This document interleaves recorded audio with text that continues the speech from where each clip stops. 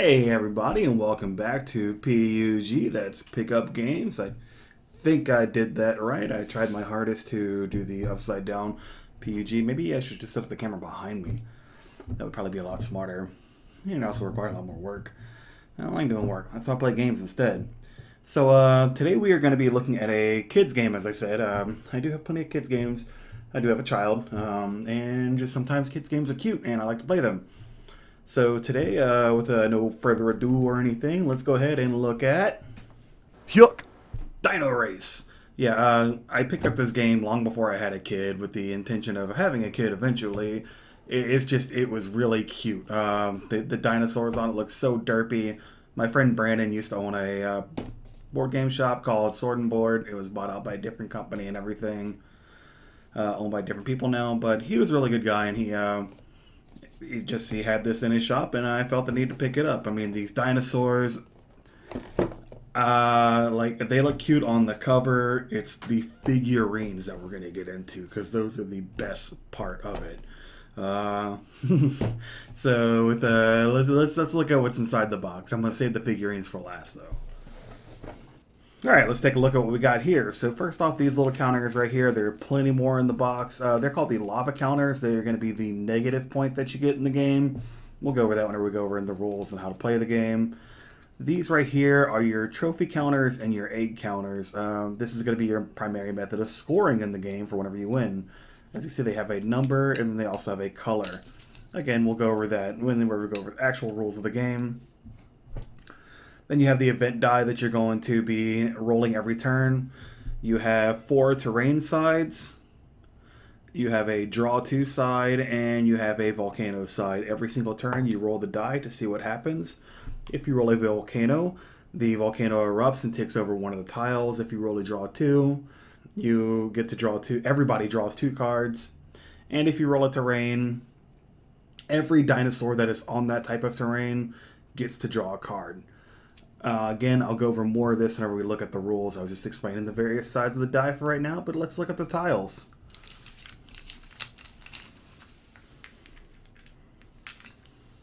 Alright, and these are the tiles right here. So you start off with your dormant volcano tile, and then you actually get to build the board as you wish. So you're going to actually shuffle all the tile decks together and then lay them out as you see fit. I just went ahead and set out 4 that are all differing ones. You have the plains, you have the desert, you have the jungle, then you have like the island motif right here. The good thing about this game is that you can actually set up however you want. So you can even set it up with like decision making in mind if you want to, give your child some sort of decision making process to go on. Or you could just set it up as a straight line. You can actually do it however you want. It's a very modular game with these Catan style tiles. Whenever you roll the volcano die, I should have just edited that to make that land on the volcano. Whenever you roll that, the first time the volcano is going to erupt. The next time that you roll it, the next tile in line is going to erupt. And so forth. Thus destroying the island, or the land that you're currently on. As I said, it's a very modular game, so even if you wanted to like build the board like this instead, and as I said, you're supposed to shuffle these tiles together and come up with a varying playstyle because of how movement works in this game. I'll go over movement in just a second as I bring up the cards. So let's go ahead and grab the deck real quick. I'm going to leave the tiles out like this. That way we can show how movement works. Alright, so this is the deck. At the start of the game, you're going to be dealt 5 cards, and then on your turn, you're going to roll the die to see how many cards you get to draw. It's actually how many cards everybody gets to draw, technically. The way that you move in the game is by playing cards. You can also do other things with the cards. I'm going to show you the varying cards. So first, you're going to have your terrain cards, which are these. As you can see, they correspond to the different terrains that are available. So you have like the jungle that matches, the plains that matches with the plains, the jungle that matches with the jungle, the island that matches with the island, and the desert that matches with the desert. They even each have their own little signals. This purple for the desert, tree for the jungle, flower for the plains, and water for the elemental, or for the island. I'm sorry, not elemental. So let's say if you started off right here, which normally is where you're going to start off the game, and you wanted to move, if this was your hand, you would want to move to either the jungle or the desert. So to move, you would play one of your cards. So you play this, you would advance. I'm going to go over into a full turn whenever we actually show the figures and everything. I'm just showing the basics right now. Then we have the other cards, which include Egg Toss, which will make a lot more sense whenever I show the egg. Tail Slap, if a dinosaur is on your tile and you play this, you can knock them back one tile. If they get knocked back into lava, they technically don't move back, but they do get a lava counter. At the end of the game, for every lava counter that you have, you lose a point. You can steal a card from somebody, and then this is a wild card that lets you move to any terrain that you desire by one space. Whenever doing the egg toss, you'll either toss the egg to somebody else, or if they already have the egg, you'll knock them over. Having the egg is both a good and bad thing. It's bad early game, good late game. Again, I'll go over that whenever we actually go into the gameplay. I'm just showing little bits and pieces right now. But let's look at the important part, and that is the figurines. The reason why I bought this game originally. Yeah, they're that cute. I mean, I know I'm overhyping it a bit, but they're freaking adorable. Alright, these are the figures. I know they are not seeing the best against this little red background maybe, or from a distance, but I'm going to try to get one in close. Look at those eyes. Okay, this is if a pug was turned into a dinosaur. That is the best way I can say, look at me. Yeah, these things are the derpiest looking little toys I've ever seen, and I absolutely love them. My favorite probably is the Triceratops. This bright yellow that it has, this just gigantic goofy smile it has on its face. It is absolutely adorable. Red's my favorite color, but I mean the yellow one is my go-to. It's super cute. You get 2 dinosaurs per playthrough. The whole game is about getting both dinosaurs to the end. And this is the egg. It's actually, you know, nice. It looks like a dinosaur egg, would think. Usually these figures, though they look derpy, they're actually really well made. It's a nice hard plastic. It almost looks hand painted in the way that they're done. I mean, I know they're probably not hand painted, but like it's done so cartoonishly adorable that you have to appreciate it. But yeah, let's go into actually how to play the game. Okay, this is how your board is going to be set up. The first player is going to be the person who last saw a dinosaur movie. They get the egg at the start of the game. So we're going to go ahead and pretend that the T-Rex is going to be acting first. T-Rex is red, Triceratops is yellow. Each player gets dealt 5 cards. Set off to the side, you're going to draw a number of prize counters equal to the number of dinosaurs in play. Since there's 4 dinosaurs in play, I have 4 prize counters set off to the side, all face down. The egg counters are also set off to the side. I'll explain these at the whenever we get to victory scoring. So we're going to go ahead and pretend that it is the T-Rex's turn. So on his turn, he is going to roll the die. His first turn, he rolls the planes. So that means, I'm sorry. Yeah, fix these. I'm an idiot. He rolls a planes. So that means that every dinosaur on a plane gets to draw a card. The way that you originally set it up is that you place one of your dinosaurs on the first tile and your other dinosaur on the second tile. So they're both going to have 1 on the plane, so they each get to draw 1 card.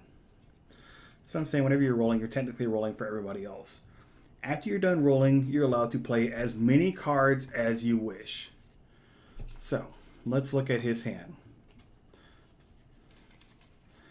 At any point, if you do not like cards in your hand, you can swap out 2, meaning you can discard 2 to draw 1 more. You can also play 3 of any single terrain type to count as a wild card. So let's say if like I need to get to this forest and I don't have any forest cards, but I have 3 island cards in my hand, I can discard 3 island cards and move to the forest. So looking at his hand, he has a wild card. So he's going to play the wild card first, which allows him to move forward. He then also has a plains card, which allows him to move forward. He then also has a tail slap card, which will allow him to slap this one back. And then he only has 2 islands and a tail slap. So, seeing that he's not going to need an island for a little while, and if I can need a tail slap, he's got to discard these 2 to draw 1 and hopefully get lucky. Sadly, he drew another island. That ends the T-Rex's turn. He still has the egg, though. I'm explaining the egg in a second. Now it's the Triceratops' turn, so he's going to roll, and he's also going to roll planes. The T-Rex is the only one on the planes, though, so the T-Rex is the only one that gets a card. Triceratops' turn. He is going to first play a planes card to move forward. Then he's going to play the egg toss card. Since he doesn't own an egg, he gets to knock over the T-Rex. To stand back up, the T-Rex would have to discard 2 cards to be able to stand up. So as you can see, it's pretty good to knock over your opponent. If the Triceratops had the egg, he could use the egg toss card to toss it to the T-Rex. Again, it's really bad to have it early game because you get knocked over. And then also, if you roll the volcano at any point, or anybody rolls the volcano, whoever owns the egg loses all of their cards, and then they have to pass the egg on. However, if you make it to the end of the game and you get your second dino to the finish, you get an egg counter, which gives you bonus points. So, looking at the Triceratops' hand, he's going to play that to move forward. He'll play another egg toss to knock down this T-Rex. And then he'll play this to move forward. He only has 1 card left now. That ends his turn. We're going to move back to the T-Rex. We'll do 1 more round of each one to show. Maybe I can roll something different. So he rolled a desert. The Triceratops is the only one on a desert, so he gets to draw a card. The T-Rex now has his hands. He's going to discard 2 to stand him up. And then, oh, stand up, little dude. Oh, look, I'm sorry. Yeah, then he's going to play that to move forward. Pretty simple, huh? We're going to go ahead and do that one. Let's go ahead and pretend that was a volcano instead. So this is the first one. A volcano is now going to erupt. Uh-oh. The Triceratops doesn't get to draw any cards. And he doesn't have anything playable, but he doesn't want to get rid of it. Well, actually, he has this playable. So he's going to play that. And move forward 1. On T-Rex's turn, we're going to pretend that he rolls a volcano again, thus flipping this tile. The Triceratops moves forward 1. However, he's also going to gain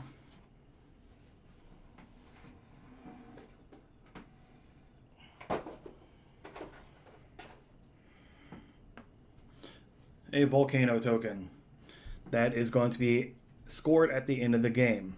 Now, we're going to go ahead and fast forward this game a little bit through YouTube magic. I'm not that good at editing yet, so I couldn't do it with a wave of my hand. So I'm just going to wave my hand, and then it's going to skip forward. Oh, man, look at all that's happening after that little wave of a hand. Oh, no. I mean, yeah, you should have seen. The game was exciting. Plenty of volcanoes now. There's only 2 dinosaurs left. What happened to the other 2? Whenever you make it to the end of the road, your dinosaur gets pulled off of the board, and you get to draw a prize token. You get to look at all the prize tokens in play and pull 1 at your leisure. So, now it is the Triceratops' turn. He is going to roll the die. He gets a volcano. So that's going to flip that. And since the T-Rex has the egg, he has to discard all of his cards. And the egg now goes to the Triceratops, which is favorable for the Triceratops now. Triceratops on his turn only needs to play this, and he gets to go to the end. Since it's his second dinosaur, he gets to look at the 2 that are remaining, and he gets to look at his that he has. So he has an 11, a red 11. You want to try to match, or you just want to try to get as high of a score as possible. So it's going to make it so that getting the 12 is going to be worth a lot more than matching, because if you match, you get a bonus 3. But 11 plus 5 plus 3 is much less than 11 plus 12. So he's going to leave that 5 behind. So he takes that, and since he finished with the egg, he also gets an egg counter. T-Rex, however, he sadly doesn't get the score. He probably gets swallowed by lava or something. I don't know. Poor little guy. He's a T-Rex. He was going to eat that Triceratops anyway. So now we get to scoring. I know this scoring is going to look way off, but this is only because it's a two-player game. This game is much better with the maximum number of players, which is 4. The scoring is a lot more fair in that regard, but this is just to teach you how to play. Whenever you get to scoring, you are going to take your trophy tiles and add them up. So we have 12 plus 11, and then since he had the egg, he also gets 5. So it's 11, 23, 28. However, he had 3 volcano tokens. That means he only has 25 points. The T-Rex only made 1 T-Rex, and he got a 4. So he had 4 points.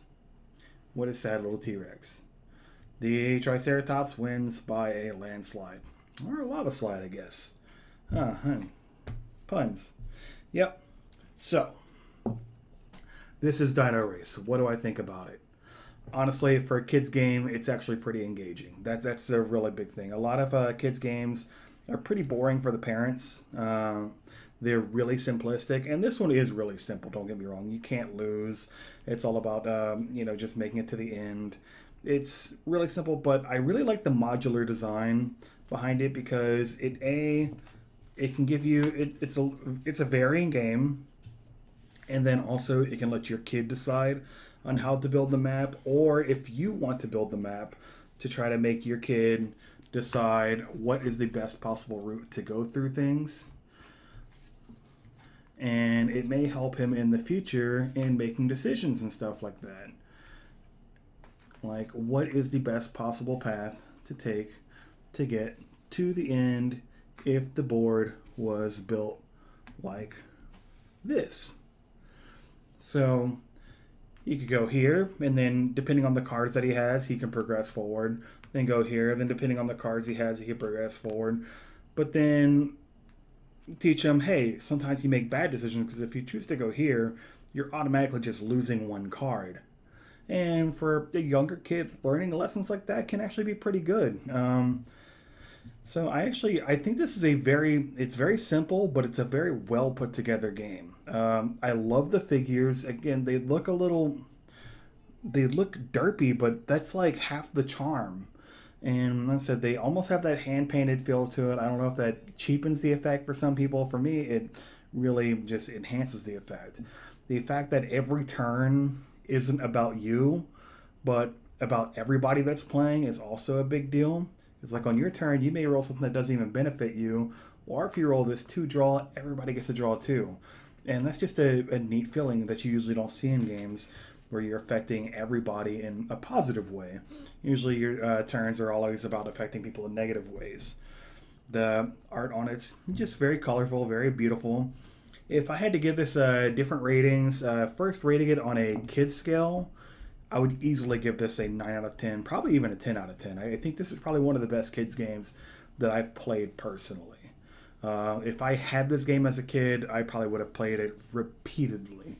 I think it's much better than things like Mousetrap and stuff like that. Because Mousetrap is literally all you do is you just build it and you play the Mousetrap. You don't even play the game. How many of you actually played Mousetrap? Nobody's actually played Mousetrap. But this is something that I could see kids actually playing and having fun with, and even playing with the figures and giving the figures their own little personalities and everything. Whereas Mousetrap, you were just these little mice of different colors. It's a very good game. If you're playing it as an adult, obviously the points are going to be much, much, much lower. It's going to be like a 4 out of 10, 5 out of 10. It's something you'll play and have giggles with, but nothing you can ever play seriously. It's meant for kids. Definitely play it with your kid. I know it's a little bit more expensive on Amazon these days because it's out of print, but if you can get your hands on it, get your hands on it because it is a really good game. Either way, guys, thank you for coming by, checking it out. I know this is slightly different than what you might expect from this channel, but I will be doing kids games from time to time because I do have a kid and I do enjoy kids games. Anyway, thank you for liking, commenting, subscribing, all that good stuff. And if you're interested in helping me open my own store, check out the link in the description below. If there are any kids games that you're interested in seeing, let me know, because I will definitely take a look into them, and I want to get more stuff for my own kid. Well, thank you guys, and see y'all next time. You know, for a kids game, there's a lot of things being boiled alive in lava.